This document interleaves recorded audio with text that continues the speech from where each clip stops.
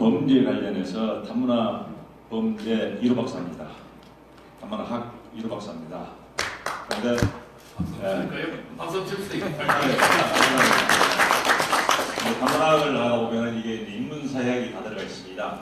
단문화학, 인구학, 인류학, 역사학, 심리학 모든 게 다 들어가 있습니다. 그래서 저는 끊임없이 했고 대학에서도 또 심리학을 연구했었습니다.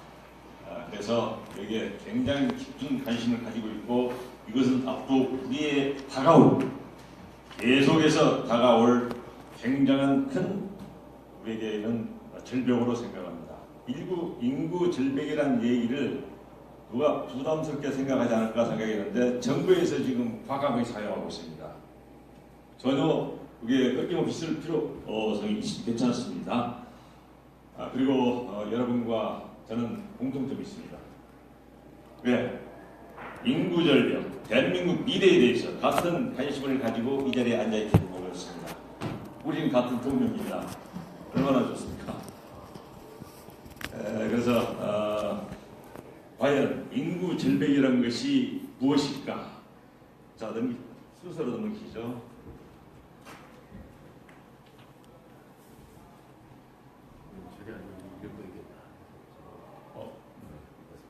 네, 감사합니다. 자, 목차는 먼저 인구학적인 측면에서 살펴봐야 됩니다. 그래서 바로 인구 절벽으로 들어가면 안 됩니다.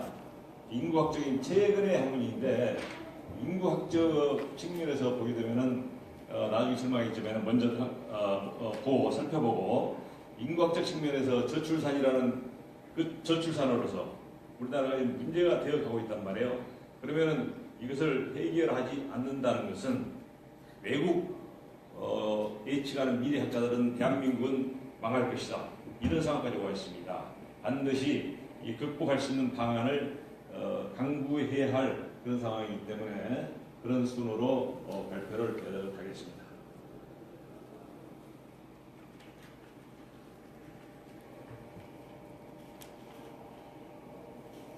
먼저 인구학적인 측면을 알아보도록 하겠습니다. 지금 인구학은 사람이 살아있을 때의 상태를 인구라고 그러죠. 죽으면은 화물입니다. 제 친구 아버지도 제주도 놀러 갔다가 돌아가셨는데 올 때는 화물로 오셨어요. 화물로. 그래서 여기서는 하나의 통계 잡아가지고 인구가 몇 명이 늘어나고 줄고 가는 변화 상황만 파악할 뿐이지 실질적으로는 우리 앞으로 장래 인구 축에 있어서는 아무런 영향이 없습니다. 사는 사람 위주의 정책을 통해서 대한민국 사람들이 잘 살 수 있는 방안을 극복해야 한다는 것이 제 주장이고 그리고 오늘의 목적인 정해진 하나의 미래 사항이 되겠습니다. 근데 이게 얼마나 정확하냐면은 인구학이 말이에요. 이 점장입니다. 과거 10년, 20년을 연구해보면 미래 10년, 20년을 그대로 예측할 수가 있습니다. 그리고 현재는 과학이 발달했기 때문에 더 큰 넓이로서 더 큰 자료로 더 큰 첨단 장비를 통해서 연구한다면 100년까지도 연구를 할 수 있습니다. 그때 맞춰 나갈 수가 있습니다. 여러분 덧자리 깔 생각 없습니까? 덧자리 깔도 괜찮습니다. 이 지금 선보다 훨씬 낫습니다. 이게 통계적으로 나와 있는 것이기 때문에 이건 확실합니다. 이제. 그래서 모든 학자들이 지금 우리나라에 대해서 이렇게 얘기를 하고 있고 하는 것에 대해서는 반박을 좀 못하고 있지 않습니까? 근데 우리나라에서는 지금까지는 굉장히 무기했었습니다.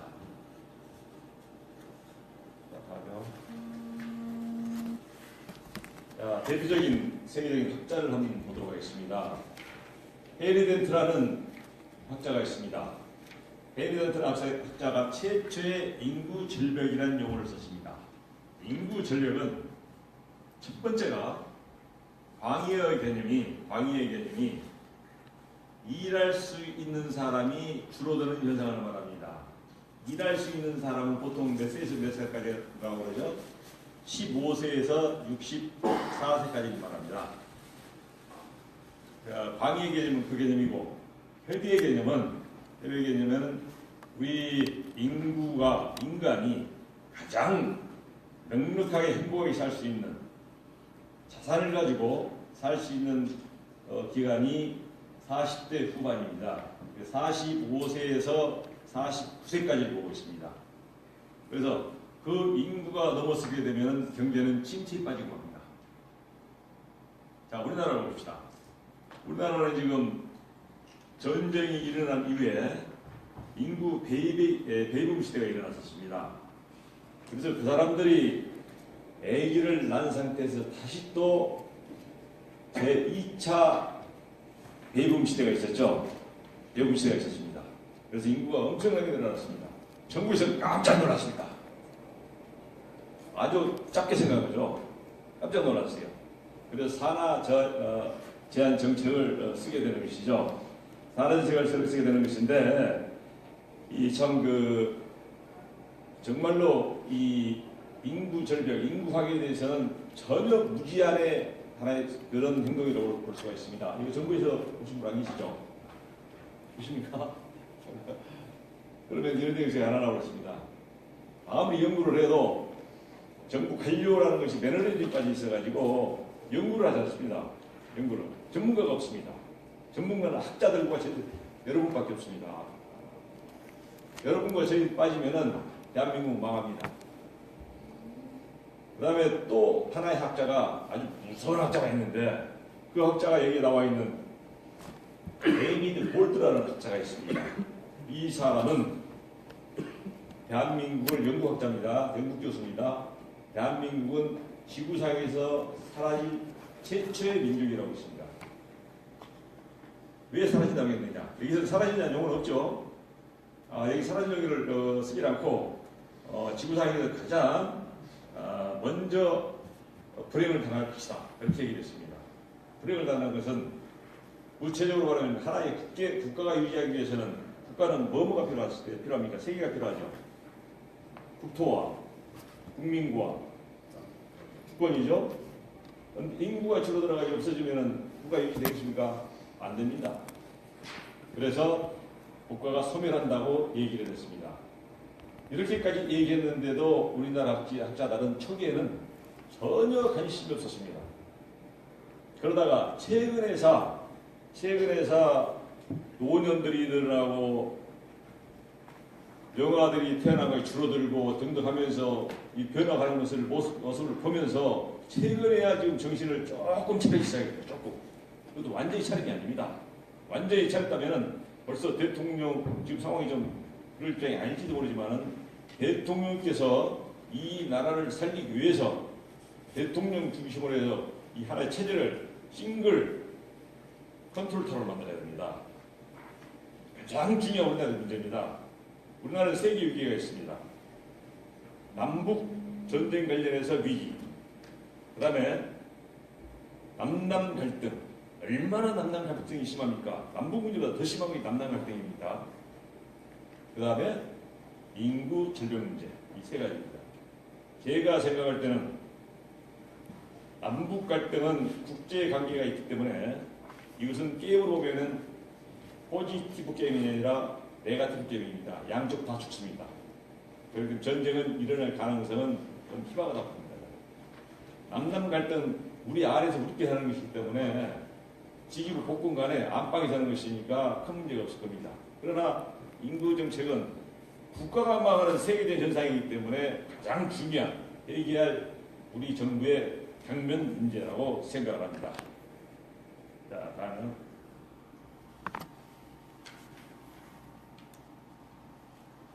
인구 우리나라 제가 정책을 정부 세획되면서 한번 볼까요?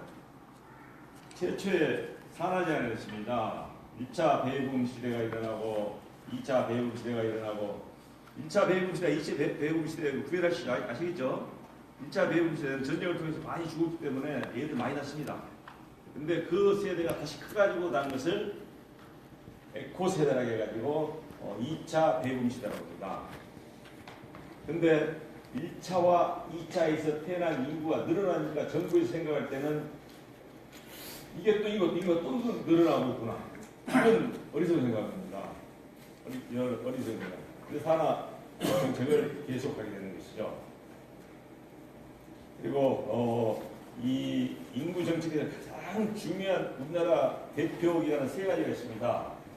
인구 보건 복지협회와 그다음에 고령화 및 미래사회위원회, 저출산 고령사회위원회 이 세 가지 단체가 있습니다. 그런데 인구보건복지협회가 뭔지 아세요? 1961년에 탄생했는데 산하 제한을 했던 부서입니다. 우리나라 인구가 1984년도에 출생률이 줄어들기 시작했습니다. 그러다가 이것을 인식을 못했습니다. 줄어드는 것이죠. 당시 상황을 여러분 기억날 겁니다. 도시로 많이 밀렸죠. 도시로 많이 밀린 상황이고 80년도, 90년도에는 원린 상태에서 초등학교가 거의 한 반이 100명이 아니라 한 학교에 100명일 정도로 줄어들었습니다. 그런데도 이 인식을 못했습니다. 그 이유는 저는 이렇게 생각합니다.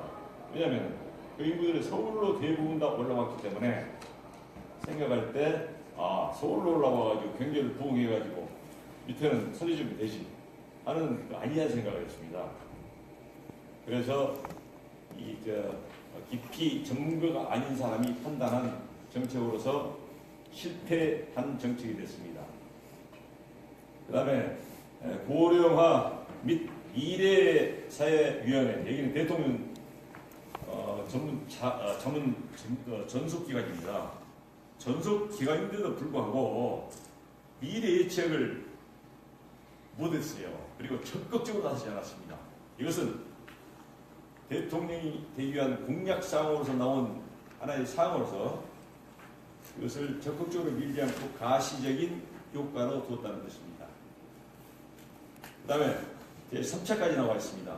3차가 저출산 고령사회위원회 3차가 나와 있는데 여기가 조금 그래도 관심을 갖고 있는 그런 단체라고 볼 수가 있습니다. 그러나 문제는 고령화 사회 이 정책 관련해 가지고 이 세계단체 인구보건복지협회나 아니면은 고령화 및 미래사회위원회나 저출산 고령화 사회위원회가 지금 가장 활발하게 활동하고 있습니다. 국가 세금 엄청나게 넘먹고 있어요. 이 세 가지 조직은 다 실패했습니다. 결국은 실패 원인이 단서가 되는 것이 전국에서 세계에서 가장 꼴찌인 80조 원을 들여가지고 세계에서 가장 꼴찌인 합계 출생률이 1.15명이었습니다. 1.3명 이하로 내려가면은 초저출산 국가라고 부릅니다. 1.3명이 내려가면. 근데 이미 저출산 국가로 내려가는 상황에서도 이런 정책을 썼다는 것은 참 안타까운 일이죠. 다음에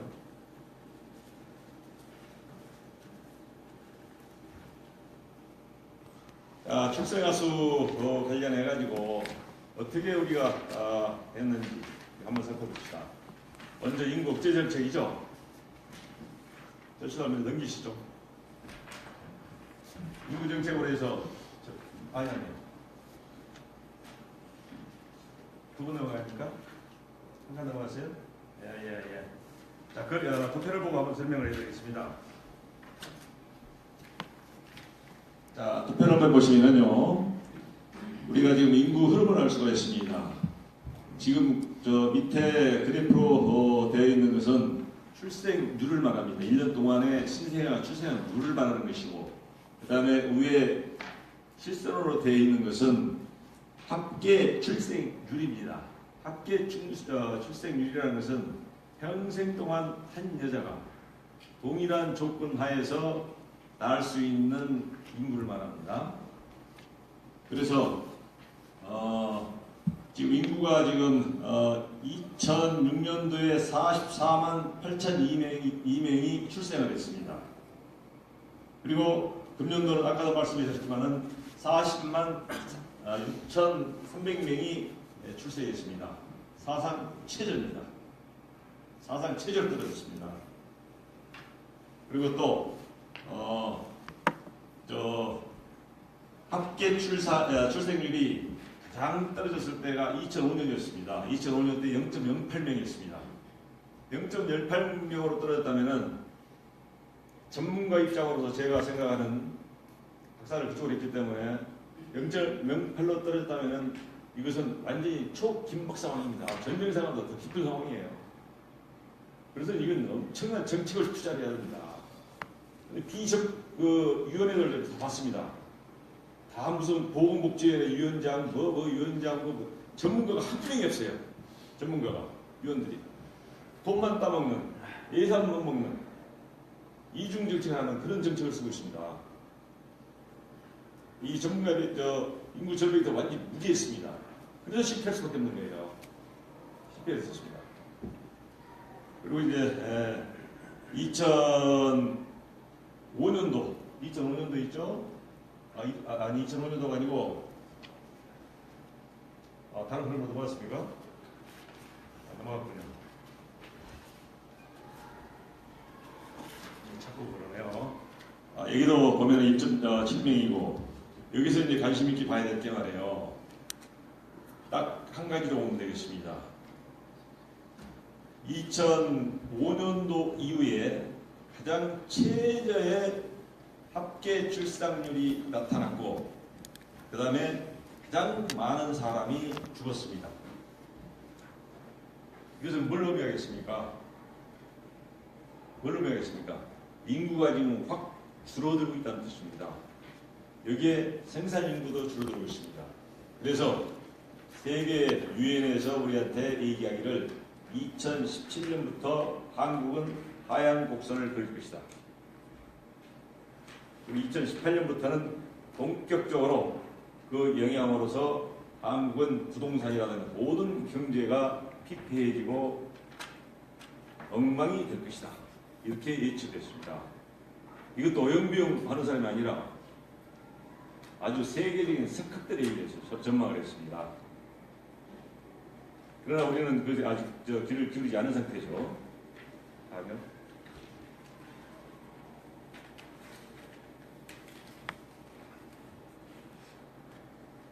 자, 얘기들 봅시다.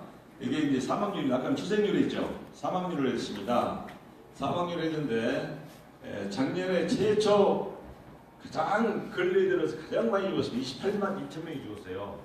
아까 출생률도 가장 적게 태어났다고 그랬죠. 이게 지금 문제입니다. 이게 지금 조사망률이라는 게 있습니다. 조사망률이라는 것은 큰 의미는 없는데, 그 해에 연항해에 태어난 인원을 그 해 전체 태어난 것에 죽었으니까 그 해 전체 죽은 인원으로 나눠서 곱하기 천분율로 하는 것입니다. 연항률이라는 것이 과연 뭐냐? 연자는 것은 매년 할 때 연자죠. 앙자는 중앙 앙자입니다. 1년의 중앙은 어디죠? 7월 1일이죠. 7월 1일 날 사망한 사람을 전체 그에 죽은 사람들로 나눈 겁니다. 그래가지고 곱하기 1000을 겁니다. 이걸 나타낸 겁니다. 그러면은 이게 그렇게 큰 뜻은 없는데 각 횟수에 있어서 어떻게 변화해 나가나 그것을 살펴볼 수가 있는 겁니다. 살펴볼 수가 있죠. 이렇게 쭉 살펴보지 않습니까? 여기서 이제 연합률이 적다는 것은 낮다는 것은 좋은 의미입니다. 높다는 것은 그만큼 경제가 나빠지고 그만큼 사회가 나빠지고 있다는 그런 뜻이 되겠습니다. 자, 다음에요.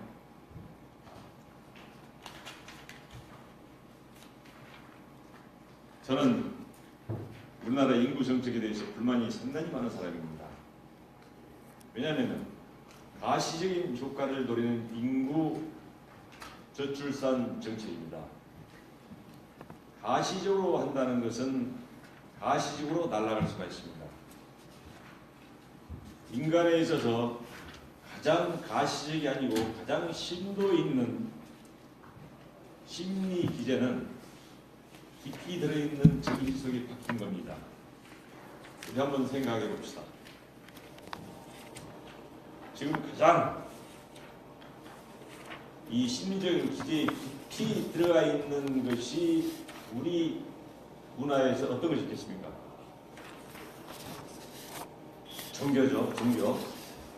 종교에 한번 들어가게 되면 이 빠져나오기 굉장히 쉽지가 않습니다. 특이한 경우가 아니기 때문에 이슬람교를 봅시다. 이슬람교를 보면은 온몸에 폭탄을 안고 성전을 합니다. 죽습니다.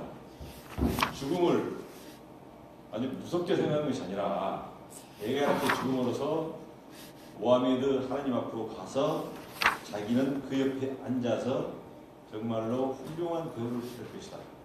매로운 죽음이다. 이런 생각을 하고 있어요. 이 얼마나 머릿속에 깊이 들어가 있겠습니까?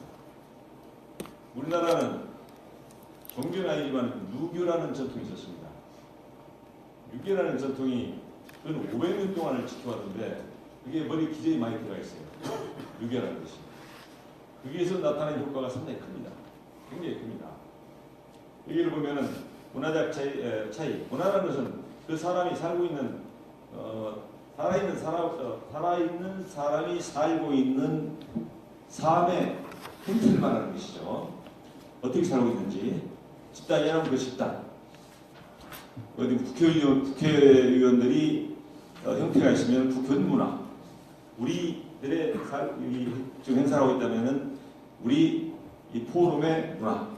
이렇게 문화를 그때그때 상태를 말하는 것입니다. 그때그 상태를 말하는데 이 문화가 곧 종교까지도 전부 다 포함시키지 않습니까? 카톨릭에서 수녀 치마가 1cm 짧아진 데가 100년 걸렸습니다. 100년이 걸렸어요. 그만큼 힘들다는 얘기죠. 우리 선마사님 이야기할 게 참 많고 빨리 참 많은데 우리 토론자가 계시고 좀 빨리 하겠습니다. 죄송합니다. 좀 빨리 하겠습니다. 미안합니다. 예, 죄송합니다. 좀 빨리 하겠습니다. 그래서 요점은 유교 전통을 가지고 있는 민족일수록 인구에 대해서 많이 날려고 생각지를 않고 그 다음에 조상에 대해서 입신양면을 생각합니다. 그렇다 보니까는 성공하기 전까지는 결혼하지 않습니다. 많은 현상이 나타납니다. 인구가 줄어들게 되죠.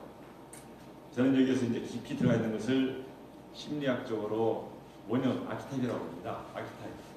아키타입 상태로 깊이 들어갈 수 있도록 교육을 시켜야 된다고 저는 생각합니다. 저 부분을.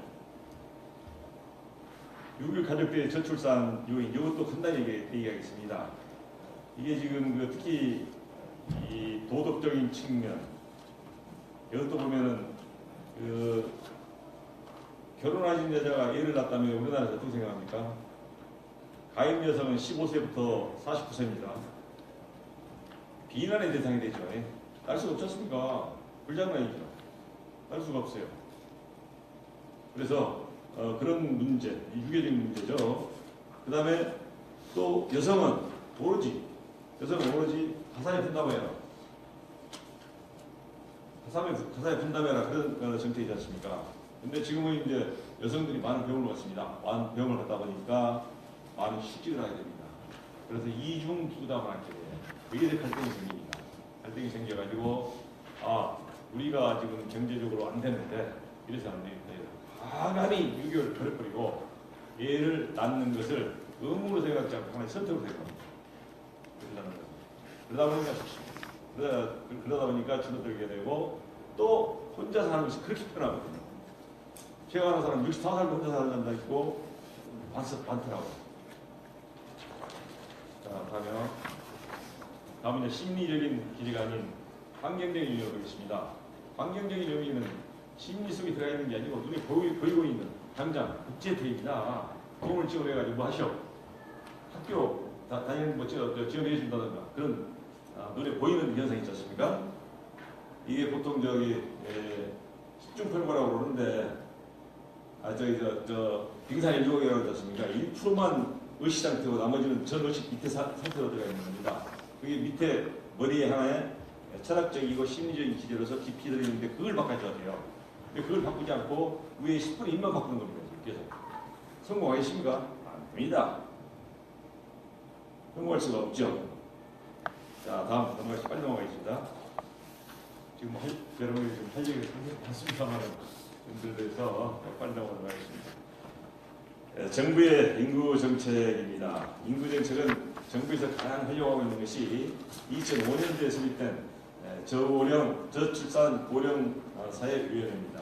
여기서 5년마다 계획을 시도하는데 제1차 저출산 고령 사회 기본 계획은 2006년부터 2010년이었습니다. 그 다음에 2차는 2006년에서 2011년에서 2015년, 3차는 2016년에서 2020년입니다. 지금 현재 진행되고 있는 것이 3차죠. 근데 1차에서 실패한 이유는 이게 아주 막연했습니다. 막연했어요. 이거 주대하겠구나, 이거 해야 될 것 같다. 저 공무원들의 면허를 믿고 전문가들 일절 부르지 않았습니다. 거기에 간사라든가 다른 의견을 푼 사람들이 거의 다 민간인들인데 전문가가 없어요. 전문가 없어가지고 막연했습니다. 그래서 실패를 했고 2차 계획에서도 맞벌이 중심에 이제 중심을 뒀습니다. 맞벌이 중심에 중심을 두다 보면은 고용 문제죠. 고용 문제였습니다. 여기에 전체 예산의 70~80% 썼습니다. 그래서 이것도 실패를 했어요. 70~80% 썼다는 것은 이 의식적인 그것이죠. 보이는 것이죠. 이것도 실패를 했습니다. 그래서 3차에서는 조금 야물고 단단하게 한번 해보자. 이런 정신으로 시작을 했는데 이것을 가장 원인으로서 내세운 것이 사교육과 고용, 주거입니다. 이 사교육은 뭐죠? 유기적인 영역이죠. 입신양면. 그런 문제가 되지 않습니까? 그래서 이것도 지금 사교육 없애야겠다. 그래서 사교육 하지 말고 돈을 100만 원을 줬더니 오히려 부모님은 그걸 가지고 또 사교육으로 또 가지 않습니까? 문화되는 시. 그렇죠? 그래서 이것도 지금 실패 단계로 가고 있는데 드디어 황교안 이번에 원안대학교에서 2017년 2월 6일 날 아주 뜨끈뜨끈합니다. 2월 6일 날 10시에 2월 6일 10시에 저출산 위원회를 수집하게 됩니다. 수집해서 회의를 합니다. 회의를 하면서 이대로 가서는 안 된다. 너무 절박하다. 한겨울은 그 이제 조금 우리가 인식된 모양이에요. 절박하다. 그래서 정말 우리 대한민국을 살리기 위해서는 이것만큼 중요한 것이 없다. 지금 대통령이 지금 저런 상태인데도 이 위원회를 소집해가지고 회의를 했어요. 중요하게 생각합니다. 그래서 여기서 나온 얘기가 여러 가지가 있습니다만은 황교안 대통령이 그런 얘기에 이걸 합니다. 베이비엑스 골드 등 얘기했던 또 다른 여러 가지 박사들이 얘기를 했는데 인구가 1.2명이 되면은 2075년도에는 대한민국은 완전히 없어져 버립니다. 지구상에 없어져 버립니다. 그런데 애를 낳지 않았을 경우에는 지금 태어난 애가 죽으면 지구가 없어집니다. 없어지죠? 아주 위험한 상황입니다. 반민족이 없어진다는 얘기입니다. 국가가 없어진다는 얘기예요. 그래서 그걸 그랬던 것 같고 그 다음에 저출산이 되고 고령화가 지금 계속됨으로써 지금 우리가 내고 있는 세금이 한 10% 정도 됩니다. 그런데 이게 이제 직장 생활하고 있는 생산 연령과 그 다음에 우리 총 부양의 부양이 1대1로 100대 100이 되면은 어떻게 되겠습니까? 복지 혜택을 줘야 될 거 아닙니까? 그러면 50%의 세금을 내야 됩니다. 50%의 세금. 지금 유럽이 지금 그런 상황입니다. 그러나 유럽은 복지 혜택을 충분히 잘 받고 했기 때문에 유럽에서는 큰 저항이 없습니다. 우리나라는 난리 날 겁니다. 남남 갈등이 아니라 이것은 정말 남남, 빈부 뭐 등등 갈등에서 엉망이 될 겁니다. 굉장할 겁니다. 자, 넘어가겠습니다. 자, 빨리 할 수 있도록 되도록이면 우리 회장님 명령이기 때문에 제가 명령을 올릴 수가 없습니다. 그리고 여러분들한테 죄송하고요. 이게 이제 보건복지안으로 만든 겁니다. 2017 보건복지안이죠. 여기서 가장 중요한 것 중에 하나 여러분께 팁을 드리겠습니다. 저출산 특법 방안. 그다음 여기 맞군요. 여기에서 보겠습니다. 지금 그 뇌 문화 기제가 중요한 것인지 프로이드는 우리 인간의 정신 분석을 하면서 이드, 에고, 슈퍼 에고를 봤습니다.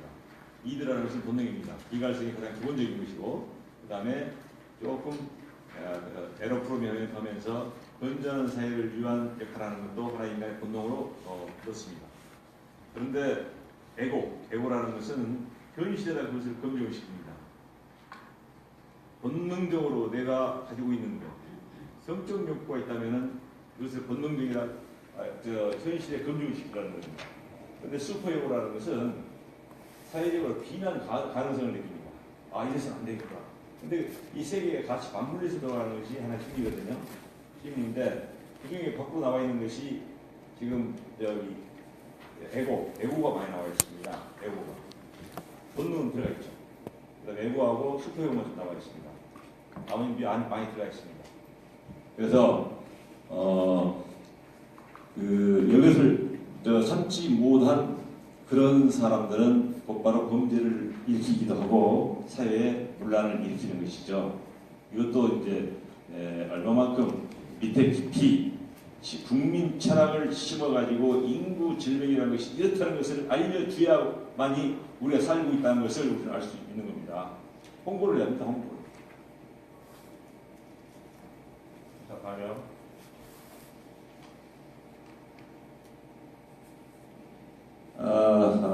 보건정보 최근에 따끈따끈하게 나온 아닙니다. 이게 지금 따끈따끈하게 제1차가 3차 저출산 대책을 보완한 3차 저출산 해봤더니 지금까지 성과가 없더라고요. 박근혜 대통령이 지금 강릉 대권 말면 이거 빨리 쳐야겠다 해서 이것을 대책을 보완을 하기 위해서 여기에 지금 굉장히 지금 여러분 직장 다니고 관두지 마세요. 직장 다니면은 1년 동안 지금 3개월인데 3년 동안 1년 동안 이게 연장을 해줍니다. 그런 것도 있고, 그다음에 남성이 이제 휴식제도가 있지 않습니까? 10%인데 30%로 늘어납니다. 그리고 애를 낳기만 해도 모든 것을 정부에서 재료를 모두 키워줍니다. 그런 정책입니다. 이게 애도 좀 낳으시고 정부에서 해준다니까요. 그래서 지금 직장 그만두시는 분들은 정년퇴직 때문에 참 안타깝죠. 어쩔 수 없고 정년퇴직 되시는 분들은 직장을 어떻게나 붙어 계십시오. 가만히 있으면은 잘 하셔가지고요. 기찻길 옆으로 가셔가지고 예를 나시면요 정부에서 모든 다 해줍니다. 알죠? 그만큼 심각함을 느끼고 이번에 한 것이기 때문에요. 그다음에 여기서 지금 PT들에 있어요. 일자리 니들 프로그램. 젊은이들은 일자리가 없기 때문에 결혼을 하지 않습니까? 많은 인생이 하지 않습니까? 결혼을 빨리 시키기 위해서는 양질의 직장을 해줘야 됩니다. 우리나라가 지금 실업률이 지금 67%지 않습니까? 근데 70%를 채우겠다고 정부 3.0에서 고용노동부에서 쭉하고 정책을 쓰겠는데 성공을 못 했지 않습니까? 돈만 잔뜩 쓰고. 이것도 이게 가식적인 거예요. 공무원들은 1년 있다 자리 옮기고 막 하거든요. 이 매너리즘입니다. 그런 것이거든요. 그러다 보니까 가시적으로 해서 그것도 이제 실패한 상황이 됐죠. 여기서 가장 중요한 거 제가 한 가지 말씀드리겠습니다. 여러분들도 아주 좋은 팁을 드립니다. 모든 이 저출산, 그 다음에 고령화 사회 관련해서는 이 협회에서 주관을 하겠다. 이것은 컨트롤 역할을 하겠다고 했습니다. 전부 컨트롤 역할. 저는 사실 반대합니다만은 이번에 발표를 그렇게 했어요. 그렇게 하고 3월 중 내, 오늘이 3월 11일이죠. 3월 중 내에 인구 정책 개선 기획단을 설치하게 됐습니다. 규정상으로 만들어놨어요. 그래서 이제 전문가들을 뽑아가지고 저를 과연 뽑을지 히링크식 인사제도라면 그다음에 우리 여기 계신 모든 분들이 다 같이 합류할 겁니다. 전문가들이기 때문에. 근데 우리나라 히링크식이 아니고 자기 아는 사람만 끌어들이지 않습니까? 실력이 없다 이걸 따라가지고. 그래서 갈지 안 갈지 이것은 또 미지수죠. 우리 안 가면 또 실패합니다. 이제 또 실패해요. 전문가 기자님한테 뭘 겁니까? 아무 소리 없죠. 돈만 쓰는 거죠. 그리고 책임도 없죠. 돈 쓰고 나서. 그렇습니다. 그래서 인구 정책 기획단 여기에 꼭 들어가도록 하십시오. 그러면은 고생 안 하시고 공급 받으면서 우리 국민을 위해서, 나라를 위해서, 대한민국을 위해서 일도 하고, 그리고 또 풍족한 생활도 누릴 수 있지 않습니까? 예, 꼭 들어갈 수 있는 방안을 하십시오. 빼놓지 마세요. 그것이 인사 체제를 생각하시면서 하십시오. 자, 다음 드리겠습니다. 자, 뵙겠습니다. 저는 이번에 만든 위원이 대통령 권한대행과 15개 부처 10명의 민간위원이었습니다. 제가 딱 다 살펴봤습니다. 이게 전문가들입니까? 전부 다 비전문가들입니다. 전부 다 비전문가들이 들어가가지고 열심히 하겠다고 그러는데 이게 과연 되겠습니까? 그리고 여기 위원회에서 끌고 나가겠다고 그러는데 한 사람이 끌고 나가도 들똥말똥 그러는데 이 수십만이 모여가지고 이걸 끌고 나가겠다고 그러는데 과연 가능할까요? 가능하겠습니까? 이것도 가시적인 효과입니다. 가시적인 효과입니다. 저는 이것도 실패라고 봅니다. 그러나 일단 이 뭐지 보니까 들어가서 눈문 돈이니까 영통이나 받아 쓰십시오. 눈문 돈이에요. 눈문 돈 지금 그렇습니다. 그리고 또 이제 지금 이슈가 바뀐 것이 우리는 보통 뭐 잘 되는 것이 만사 형통이라고 하지 않습니까? 만사 형통. 근데 이번에 나온 영화가 만사 결통이 나왔어요. 만사 결통. 대한민국의 모든 일은 결혼